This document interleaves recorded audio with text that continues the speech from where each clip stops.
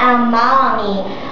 Up in the mountains, but not far away, three brothers play every day. But every time during a game, each argue and fight. It's always the same.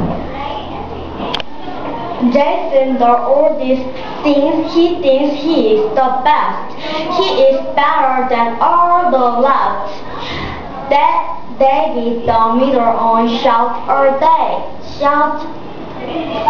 Not fair, not fair, stop it, I say. Andrew, the little one, always complains. He never scoring the games. Three little brothers always the same. If they can't play games, it's such a shame.